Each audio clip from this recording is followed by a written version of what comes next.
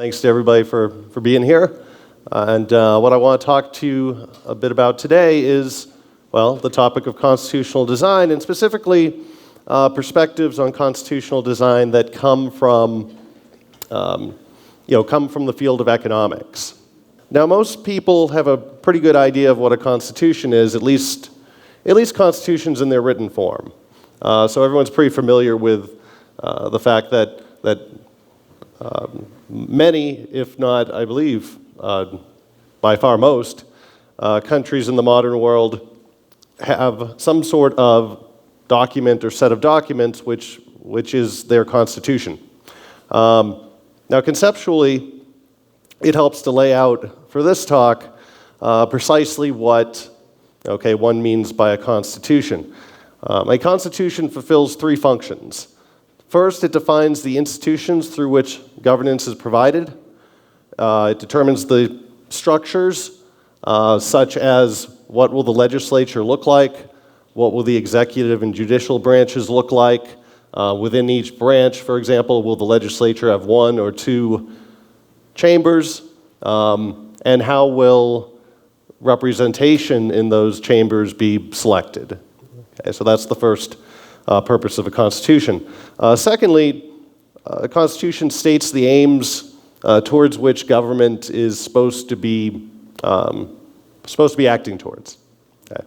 So constitutions will basically try to elaborate in more or less broad terms, hey, this is what the government's supposed to be doing. It's supposed to be protecting people's rights. It's supposed to be providing for welfare. It's supposed to be providing for, hopefully, economic growth.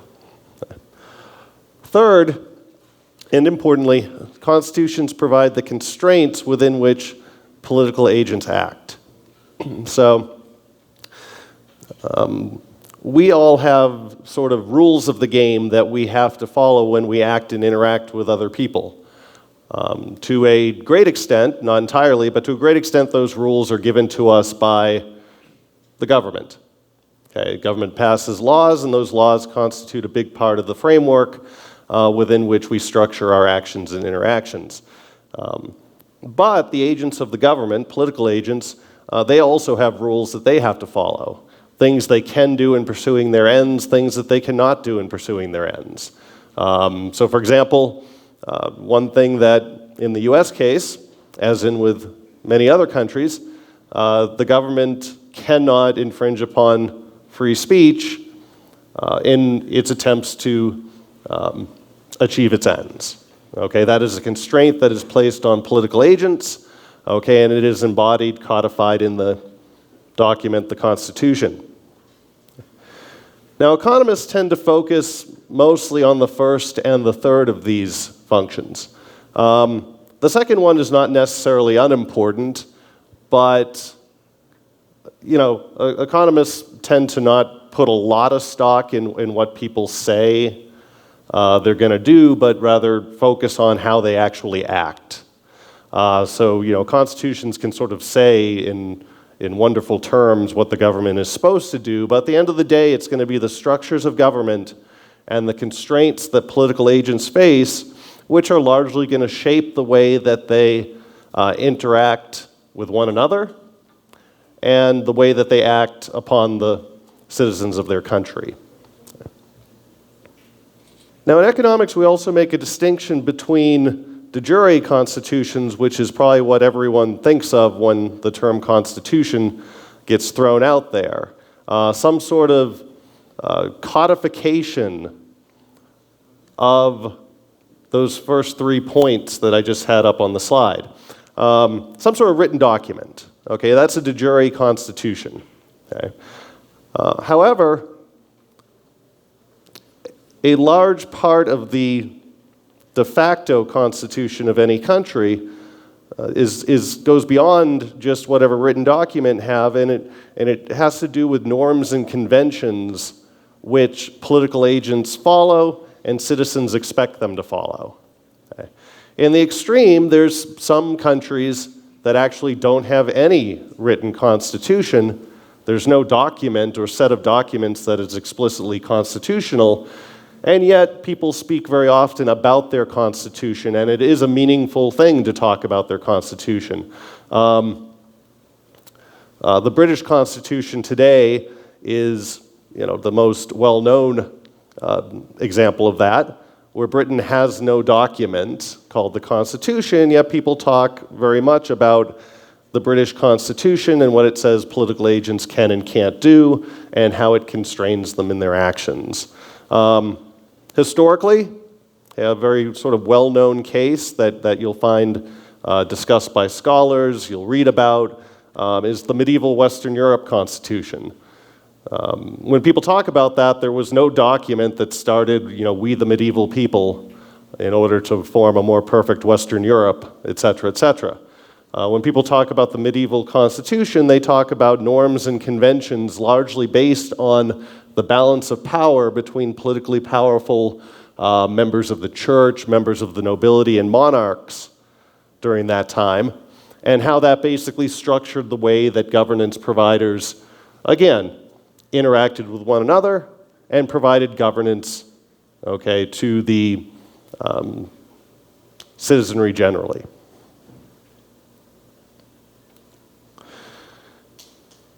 Now, in economics, we actually have a term, constitutional political economy, which is basically the field of using tools of economic analysis to study constitutional issues.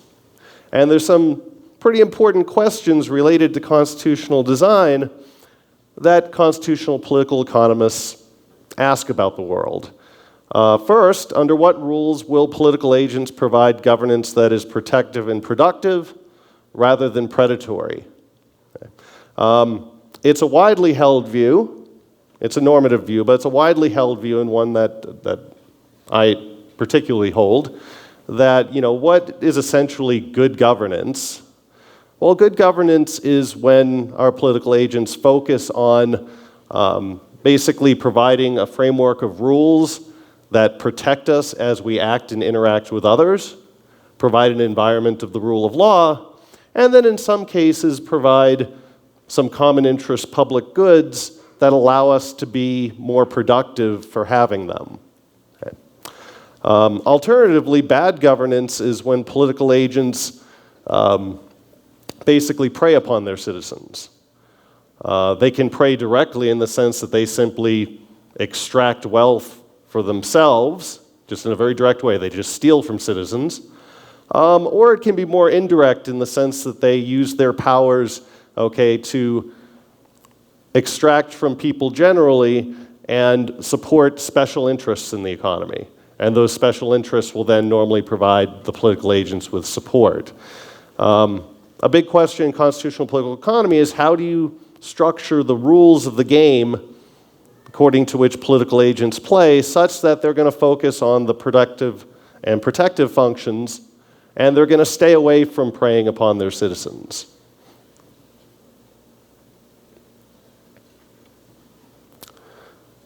Second question. Constitutional rules are not going to be perfect, and even if they are ideal or perfect at one point in time, circumstances can change where we would want the Constitution, either formally or informally, to be amended or evolve. So an important question is, when and how should we be able to change those rules? Should it be as simple as the way that ordinary legislation is passed, or should it be more difficult to do? So, for example, should it require, rather than simple majorities, which is how ordinary legislation gets passed, should it require greater hurdles? For example, supermajority approval. And if it's supermajority approval, to what extent? Are we talking 2/3, 3/4 approval, so on and so forth?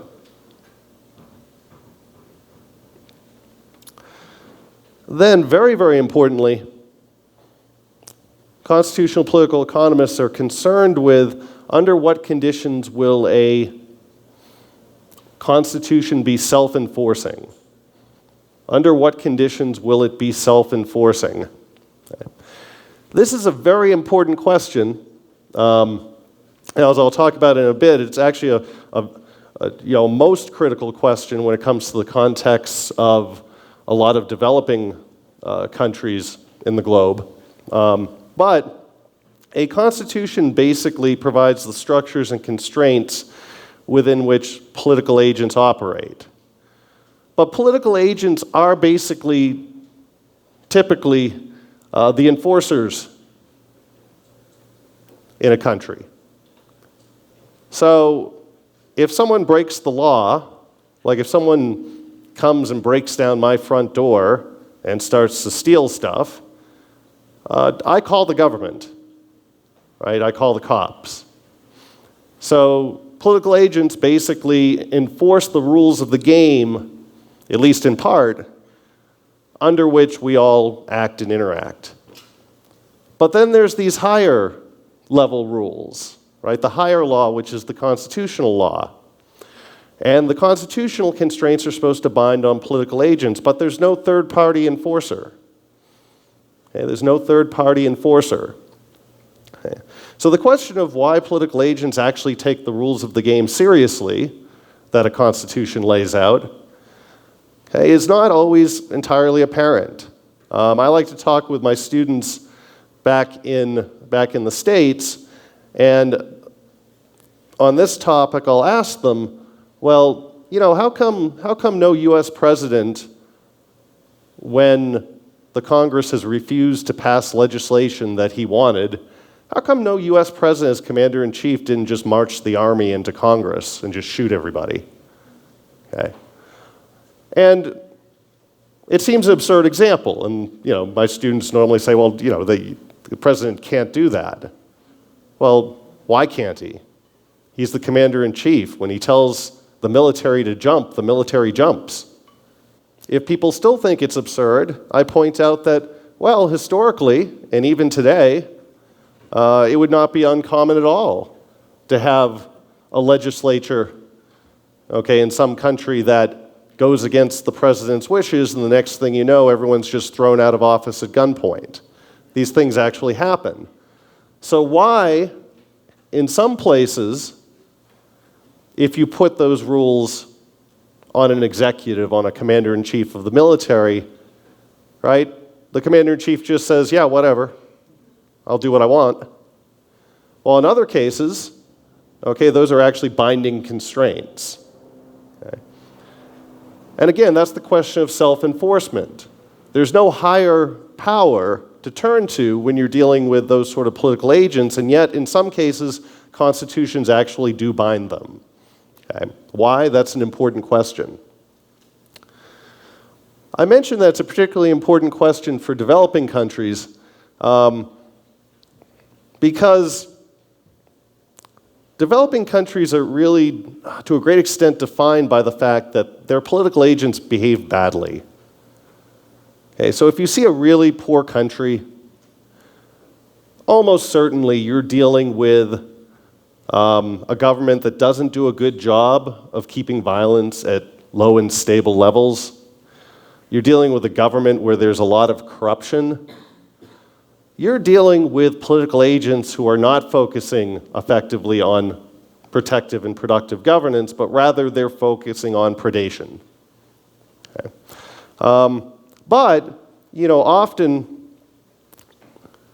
when there's some sort of foreign aid effort, reform effort, or after a conflict, some sort of state-building effort that's being led by the developed world, what do they essentially do? Well, they provide them or try to encourage them to adopt a constitution that looks like that of a liberal democracy. And you can see why that would be the first thing to do, because people would point at countries like Britain, US, Japan, Canada, and say, hey, look, if you're a liberal democracy with a constitution that embodies that, things seem to work out pretty well. Not a whole lot of corruption, not a whole lot of violence. On the other hand, a good amount of economic growth and increases in human welfare over time. So, we'll just take that template and we'll apply that to cases in the developing world. The problem is that The problem is that there's no reason to think that political agents will actually follow those kind of rules. James Madison has a famous quote, one of the founding fathers in the US. James Madison has a quote where he refers to a written constitution as a mere parchment barrier. And he ponders why these things ever actually bind political agents. Oddly enough, for the most part in the US, that parchment barrier that's labeled the US Constitution actually does bind political agents. When Congress doesn't pass legislation the president wants, the president doesn't go in and at gunpoint kick the Congress out. Okay? But it's not easy to take these parchment barriers and just transplant them into other contexts and hope that political agents follow them. In 2003, okay, and this is another sort of example, motivating example I use with my students. In 2003, somewhat famously, and then later on infamously, as the interpretation changed, George W. Bush landed on an aircraft carrier after the initial thrust of the Second Iraq War, and he said, "Mission accomplished." And of course, the problem was that the mission was not accomplished. Iraq was a mess. Okay? If designing constitutions for very different contexts in the developing world was as easy as saying, hey, be a liberal democracy, then George W. Bush should have just landed on that aircraft carrier with a Xerox copy of the US Constitution and said, hey, now mission is accomplished. Here's your rules of the game. Play nice, everybody. Okay. Now, of course, that wouldn't have worked, right? And the efforts to constitutionally reform a country like Iraq has been, and that's played out in many cases in the developing world, have not met with a whole lot of success. Okay? So you can't just hope that there will be, okay, a successful transplantation of a liberal democratic constitution, but rather constitutions have to be designed such that political agents actually have incentives to abide by the rules. The rules should be such that they actually obey them, even though there's no one to enforce them.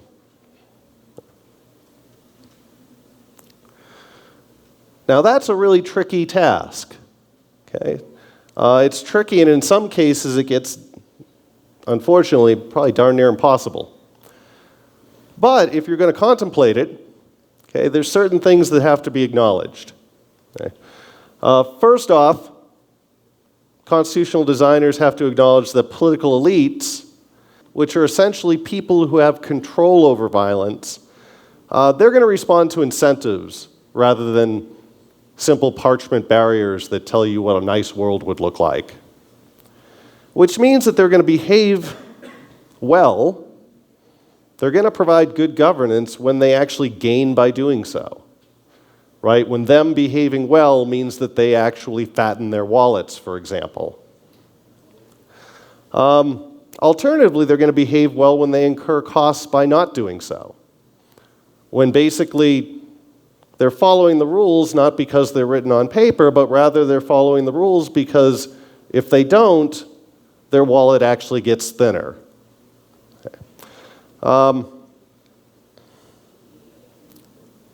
Now, by the way, that's not really appealing a lot of the time. People don't like to hear that because you want to go in and you want to say, hey, it'd be great if you could be a liberal democracy where everyone has access to the political system, people are treated equally under the rule of law. It sounds kind of weird to go in and be, essentially, we have to design a constitution that essentially bribes political agents, bribes the thugs to be a little less thuggish. Okay? But that's probably the reality in a lot of developing countries. So it involves designing constitutions that not only provide de jure written down rules that are in some sense ideal, but it has to be de facto consistent with the incentives and the balances of power that actually exist across political elites in that country. There's a great book It's written by Nobel Prize-winning economist Douglas North, another economist, John Wallace, and then a political scientist named Barry Weingast. And the book's called Violence and Social Orders. What they argue is that essentially, up until 1800, and still since then, the vast majority of the globe has not been organized in open access, liberal, democratic conditions, but rather has been organized in terms of what they call limited access order. And a limited access order is one where a society manages to keep violence at a relatively low and relatively predictable level. And they do so by basically bribing political agents. You find some way to give political agents, give people with control access to violence, you give them access to rents. Okay, and by rents, I simply mean some flow of wealth to them. You give them access to certain flows of rents in a way such that they put those rents at risk if they behave badly. Okay, they put those rents at risk if they behave badly. So for an example of this, if you were to look at this would be an example of a limited access order, if you were to look at feudal Europe in the Middle Ages. Okay. In feudal Europe, basically, the nobility, the lords of the realm, okay, they basically were co-owners within the realms that they governed. So if you looked at like a medieval manor, it quite literally looked like these long strips of land where some of them were being worked, okay, under the rights of peasants, and then right adjacently there was strips which were part of the Lord's domain. And the Lord's domain might have been worked by peasants, but it was actually like outright owned by the noble. Okay. Well, this set up a situation where basically the conditions that would be good for the wealth of the Lord were precisely those that would be good for the wealth of the peasants. Okay, because the Lord would want that territory, which included his domain, to be defended, to have a system of law and order, okay, such that mostly agricultural production could go on, okay, under stable, relatively peaceful conditions. And that was the Lord's source of rents to a great extent. That was their source of wealth. But by providing those conditions, pretty much by definition, he also provided them for the peasants and serfs. Okay. Now, by the way, a limited access order is not a particularly nice thing. And I'm certainly not standing up here when I talk about relatively good governance saying, gee, it would be nice if we could all go back to medieval Western Europe. It was pretty miserable. But it does describe a situation where if political agents have access to certain rents, and basically those rents are put at risk if they behave badly, okay, then that was an effective way for most human societies over history to at least bring the level of violence down, make it more predictable, and allow people to start to at least better themselves. Okay.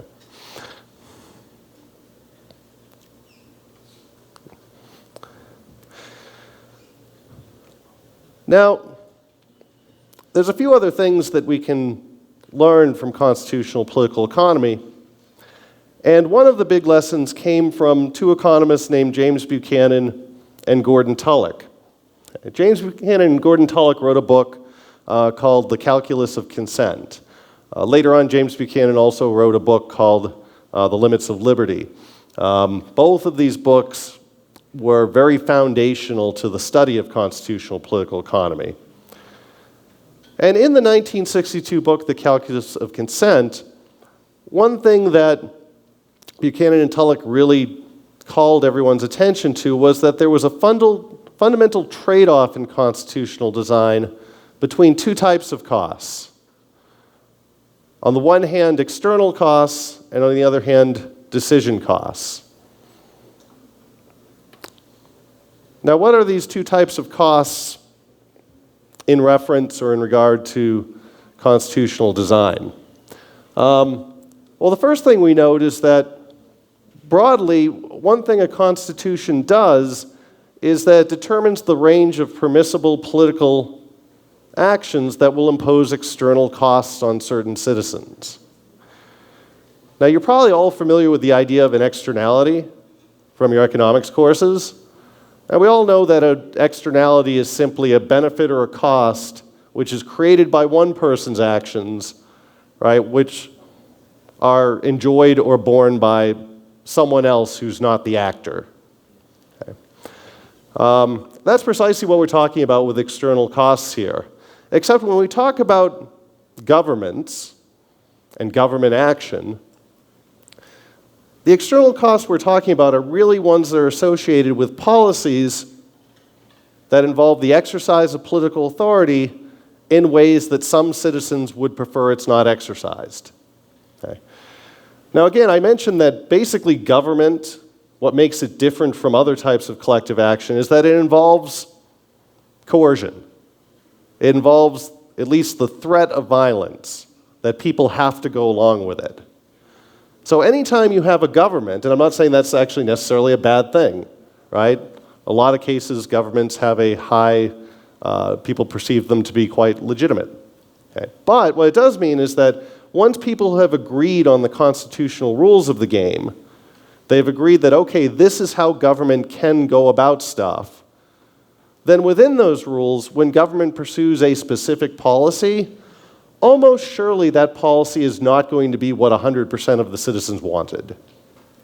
Okay? So everyone might agree in the US, and by the way, I'm not saying this is absolutely true, but everyone might agree that the constitutional rules that are embodied in that We the People document, they may agree that yes, this is the way that government, this is the way the political agents should go about setting policy.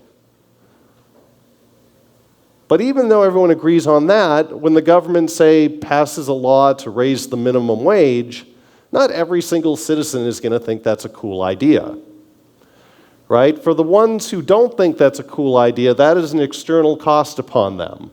There's a collective action, a policy, okay, which some people would prefer is not the case. And that's going to be true with any policy.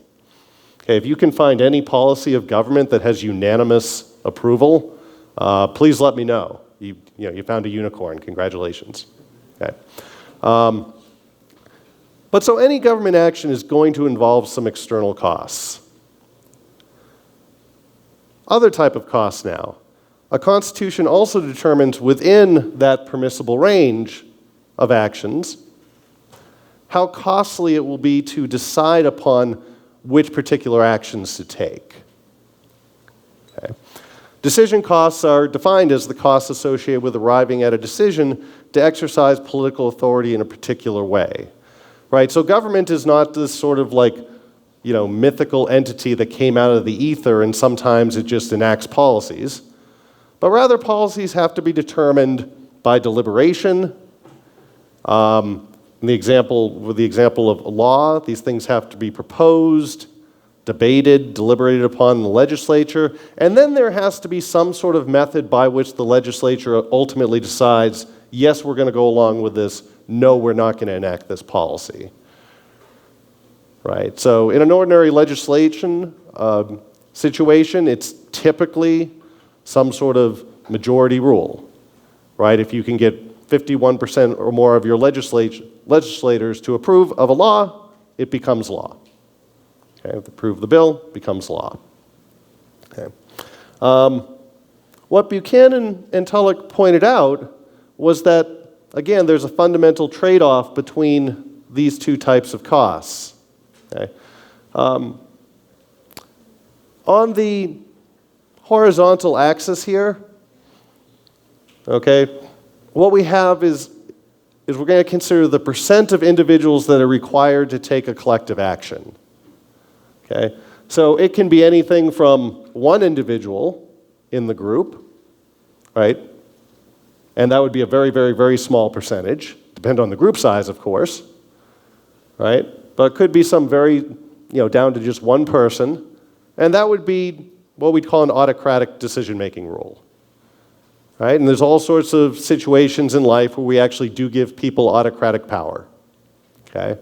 So every weekday during the semester, you go to classes, right? And classes involve collective action, right? You have to work together with your instructor to try to achieve certain things being learned, certain outcomes on tests, et cetera, et cetera. In that framework, normally the instructor is an autocrat. Okay? Whatever the instructor says goes. Okay? On the other extreme, you could have 100% of individuals required in a group. That would be a unanimity rule. Okay? Unanimity rules also exist in certain contexts, but one thing we'll note, and we'll move from that to talking about this trade-off between external and decision costs, is that getting 100% of people in any sizable group to agree on anything is actually pretty difficult. It's very costly to do that. So imagine that, suddenly I propose that, hey, it's getting around lunchtime, so after I'm done talking, let's all go to lunch collectively.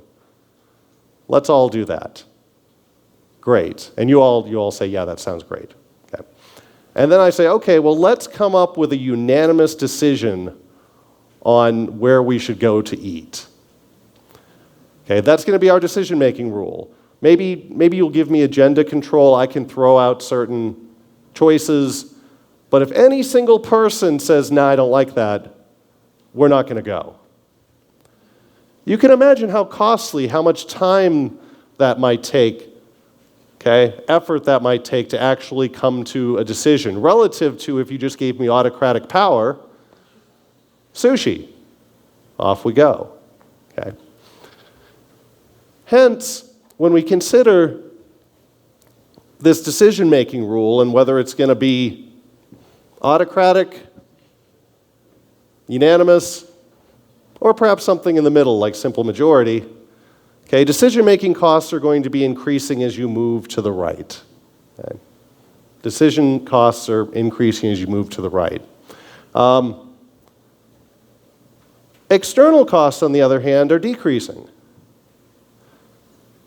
So if you were to give me autocratic power over where we all went to lunch, we would expect that the external costs of my policy would be pretty large, because I'm simply deciding where to go based on my own preferences. Unless we have the heroic assumption that all of your preferences match mine perfectly, the fact that I'm making the decision without any input, without any deliberation, means that it's very likely many of you are going to be unhappy with the choice. On the other hand, if we insisted on unanimity, which again would be very costly to come to a decision, once we reached that decision, the external costs would be very low, because basically everyone was on board with it.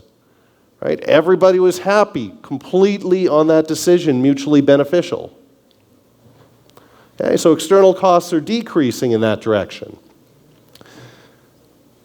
Now, knowing this fundamental trade-off does tell us something important about how we would want to design decision-making under constitutions versus decision-making under ordinary politics. Okay. In particular, when you choose a constitution, in general, the external costs at any decision-making rule are probably going to be pretty high. And why? Because you're basically establishing the rules by which not we're going to choose policy X versus X prime tomorrow, but rather we're going to choose policies tomorrow and the next day and the next year, many, many policies for many, many years, perhaps, if the Constitution isn't amended, decades or even centuries. Okay? So the potential for external costs in choosing a particular constitution are going to be pretty high. That suggests that when external costs are high, if we want to minimize total costs, which are the sum of external costs and decision costs, that relative to, say, ordinary politics, when we deal with constitutional issues, we're going to be dealing with a total cost curve which is shifted out to the right, which means that the percent of consent we're going to want with constitutional issues is going to be higher than we would look for, that we would find desirable when it came to ordinary politics. When it came to the decision-making process of choosing just a specific policy in the economy. Okay. So fundamental lesson from Buchanan and Tullock is that, well, when you're dealing with collective action, including government action, when the external costs are expected to be higher, that implies that you should require a larger K% for consent rule. From that, we can then say that, well, amending a constitution is probably going to involve very high expected external costs, so we'd probably want to require, large supermajorities to do that, rather than just simple majority as in the case of passing a law. Furthermore, adopting an entirely new constitution, the whole shebang, so to speak, right? You're choosing the rules of the game under which policies are going to be chosen moving forward for years and years and years, hopefully, if it's a good constitution. And so that's going to involve very, very high expected external costs. Therefore, in principle, you should have unanimity, but unanimity in the real world doesn't exist on pretty much anything when we have sizable groups. But there should be very, very, very broad approval. When a new constitution is designed, people should be at pains to make sure that it has very, very, very broad appeal, both across the political elites and across the citizenry generally.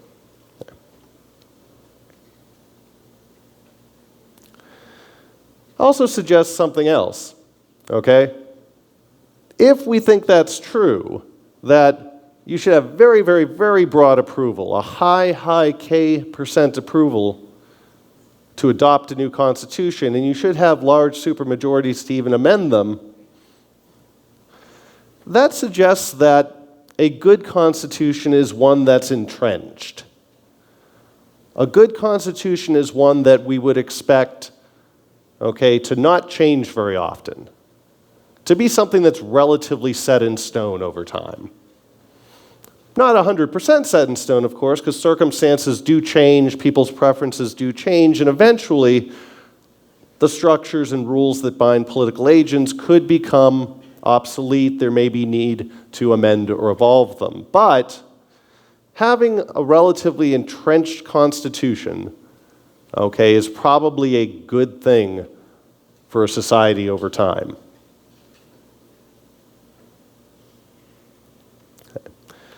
Now this feeds in, if one buys into that conclusion, which I do, then it feeds into an argument that's largely been, as I read it, amongst political scientists, but it feeds into a debate about alternative forms or models of constitutional design. Political scientists often begin with the observation, and it's a good observation, that ultimately one way to interpret constitutions is that they are solving or addressing a principal agent problem. The governed are basically hoping that governance providers are doing something in their interests. That's what we all kind of hope, that political agents will act in our interests, we as citizens.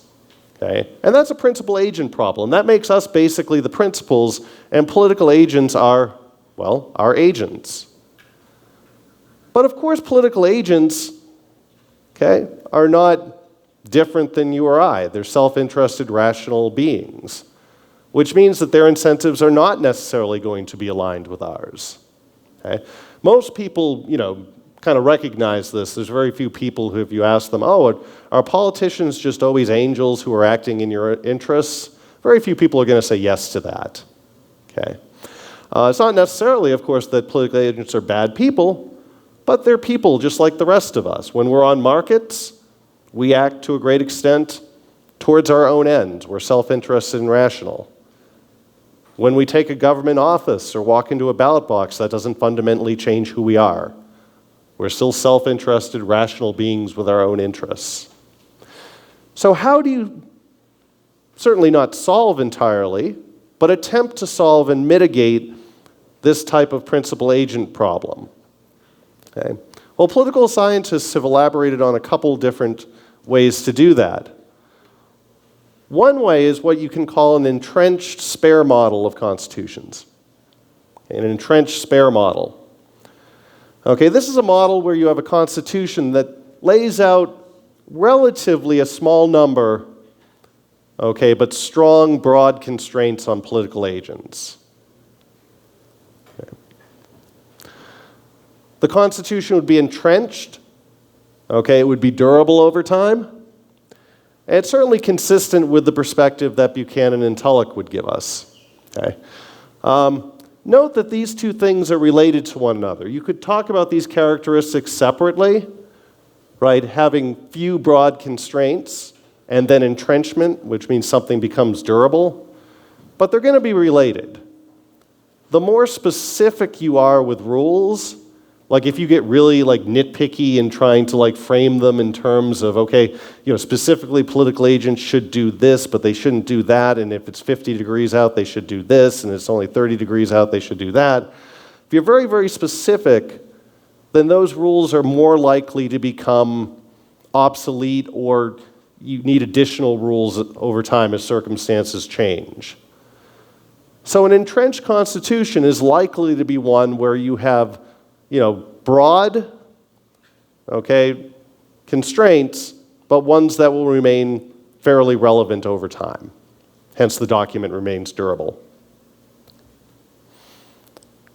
Alternatively, which would not be consistent with the Buchanan and Tulloch ideal, you can have an unentrenched specific constitutional model. Okay. This is actually a model where you say, well, circumstances change and the will of the people matters. And they face this principal agent problem with their governance providers. So what we should do then is we should give them, the political agents, we should give them a lot of very specific rules. Right? We should be looking over their shoulders all the time. Which means that we should also be going back to those rules frequently and checking whether they're appropriate. Okay? There's a paper in the American Political Science Review which has this great phrase which encompasses this model, which is that this model would provide citizens with ongoing constitutional micromanagement. Ongoing constitutional micromanagement. So again, if there's a principal agent problem, where you're afraid that your political agents do not have their incentives aligned with yours, then you should be looking over their shoulder all the time and being really specific about, okay, now you should be doing this. Okay, now you should be doing that. Okay, now you shouldn't be doing this. Now, each worldview, of course, has reasoning that doesn't sound insane.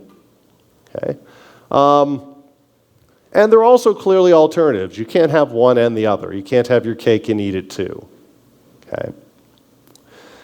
Moving forward and taking the Buchanan and Tulloch position, I'd like to elaborate on some additional reasons that probably, okay, an entrenched and spare model of constitutional design is a better one. Okay, if you can get it, it's a better one. Okay. So let's talk a bit about constitutional entrenchment. Okay. First thing to note is that constitutional entrenchment can help the government to deal with what we would call credible commitment and time consistency problems. Okay. A credible commitment problem is just what it sounds like. One reason, not the only reason, but one reason you can have credible commitment problems, okay, is when there's a time consistency problem. Okay. Now, a time consistency problem is when there is an incentive to make a commitment, but after the fact, they don't have an incentive to actually keep the commitment. Okay. So time consistency problems can happen in all sorts of different contexts. Okay? An entrenched constitution, entrenched constitutional rules can serve a similar purpose. But constitutional rules can basically bind political agents so that they keep their commitments. Okay? When the constraints on political agents are durable, right, they in essence embody credible commitments to act in certain ways but not others. And in doing so, they're time consistent. They basically hold present and future incentives equal. Okay? If they weren't entrenched, by the way, if people could go easily back and change the rules after commitments were made, okay, then the Constitution would not serve that purpose. Okay.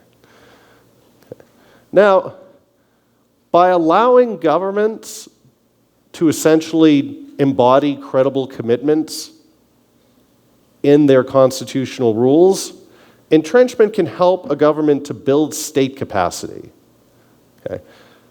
Now, probably, like knowing some of the faculty around here, and the fact that there's Hayek and Ludwig von Mises all over the place, there's probably not too many people that get up on this stage and talk about, hey, an entrenched constitution would be good because it allows us to build state capacity. It allows us to build the ability of a state or government to collect taxes, enforce law and order, and provide public goods. Right? It almost sounds like I'm up here saying, oh, an entrenched constitution is good because it actually allows the government to get bigger and more powerful. Okay? To some extent, that is what I'm saying. Okay? With an important caveat, and it's a very important caveat. When you look at rich economies across the globe, a stylized fact, meaning it holds pretty much broadly across all cases, is that rich economies have big governments that do relatively few things. They have big governments that are relatively well behaved. Okay? What we have here, by the way, is the average income tax share of GDP plotted against real GDP per capita. And what we see is that rich economies, okay, we see a positive relationship. The richer economy is, the more likely it has a big government. Okay, collects a lot of revenue relative to the size of the economy. Now, some people think that's peculiar because when they visit places that have bad governments, when people go into like a very poor economy that's basically a governance basket case, they seem to see government involvement everywhere. Right? Everyone's talking about corrupt politicians. Everyone's talking about taking and receiving bribes. Who do I have to bribe? Everyone's standing in line to get licenses for stuff. And the perception is, wow, this is a very government-dominated society. But actually, very poor economies have very small governments. But they seem to be everywhere because they're very poorly behaved governments. Right? They're always in people's faces. They're corrupt. They're holding up people who are trying to get business licenses. They're walking around with guns threatening violence, etc., etc. While rich economies have big governments, they also, and we can see this in a plot of GDP per capita against an index of contract enforcement, they also have governments that tend to focus relatively on protective and productive governance. Okay, I always like to make the caveat make specific too that I'm referring to the way the government behaves in the country itself.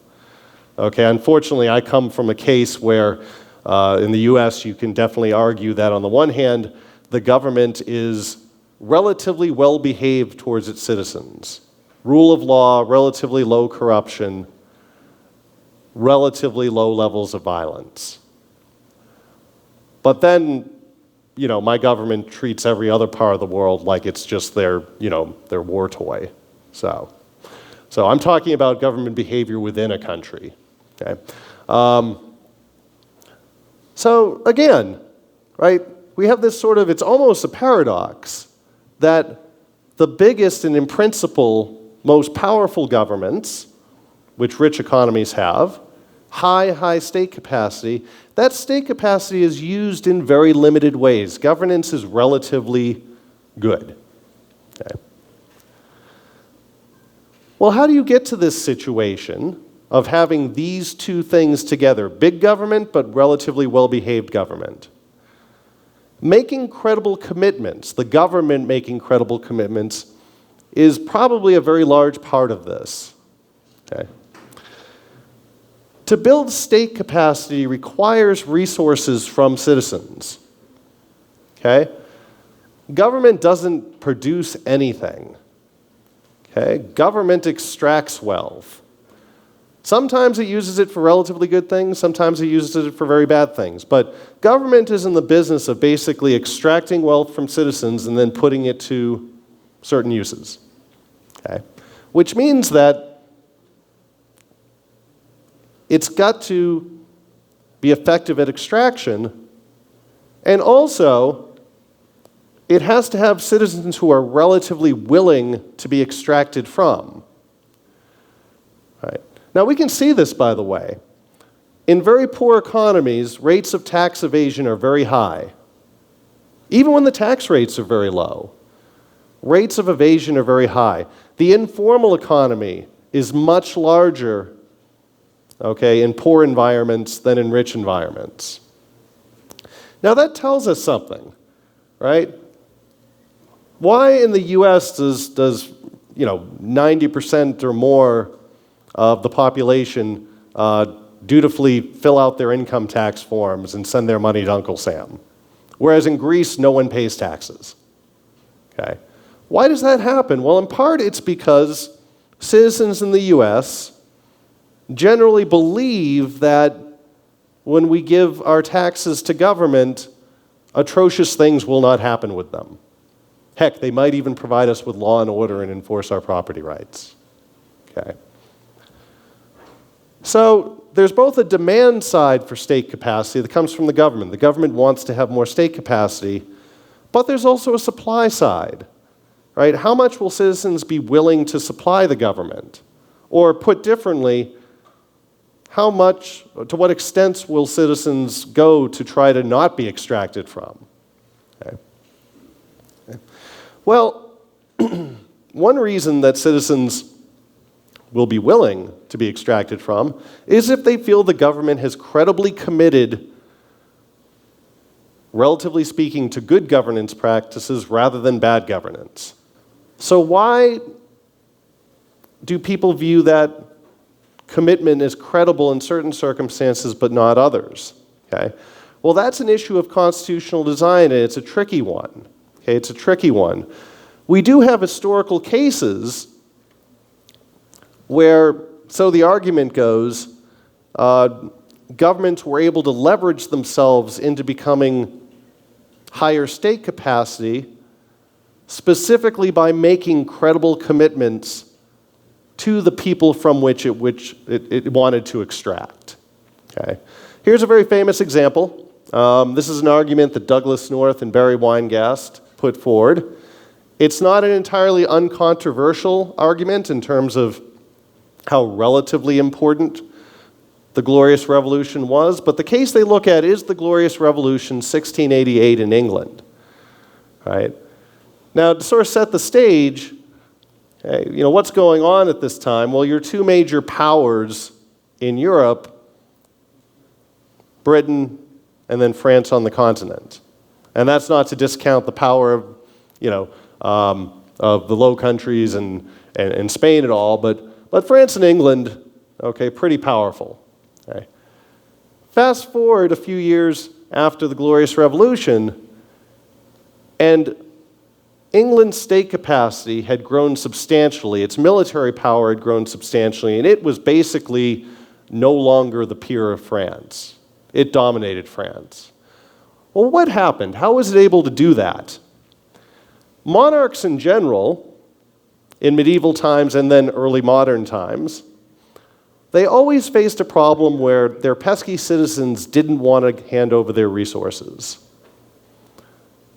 right? And largely they didn't want to hand over their resources because they didn't trust that monarchs would act in ways that were in their interests.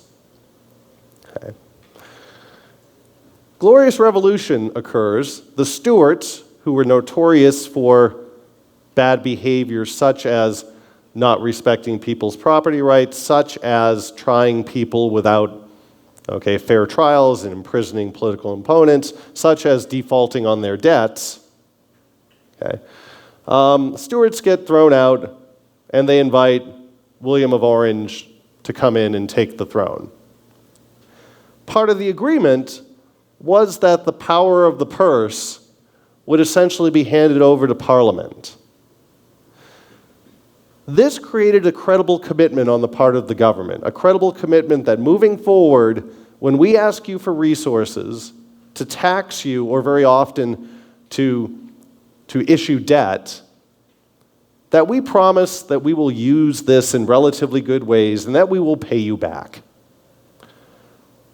Why did that create a credible commitment? Well, it wasn't written down. There was no sort of de jure, hey, we're going to credibly commit to not being jerky anymore. But rather, Parliament drew its representation, largely from the landed and the wealthy members of Britain. Of England at the time, excuse me.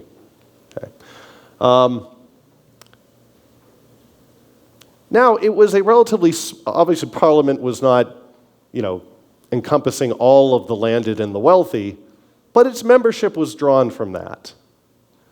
Now, who represented the wealth from which the government would like to extract and build state capacity? Well, again, it was the landed and the wealthy. So, when Parliament, unlike the monarch, when Parliament went along with, yes, we should raise these taxes, yes, we should issue this debt, and we will pay it back, and yes, we do want to fight this war, the people who were the source of the wealth to do so could look at Parliament and say, hey, wait a minute, that membership is in the same circumstances that I'm in. I'm landed and wealthy. Who's making these decisions? People are landed and wealthy. My neighbor Bob's making these decisions. What's good for Bob is good for me. It aligns our incentives, right? Basically, people in the same economic circumstances that I'm in, they're pulling the strings now. And since our incentives are aligned, when they make a commitment and they say they're going to pay back the debt, I know that they're going to do what's good for me because what's good for me is good for them. Okay. And essentially, so the argument goes, the people who were the source of state capacity for England then said, yes, we now accept that when we hand over our resources, the government will do things that are relatively well behaved, i.e. in our interests. Okay. Now, one very difficult thing that comes out of this is, again, this was not some sort of written down commitment. There was some written down commitment that William would hand over powers to Parliament, but there was no written down commitment, to the citizens of England.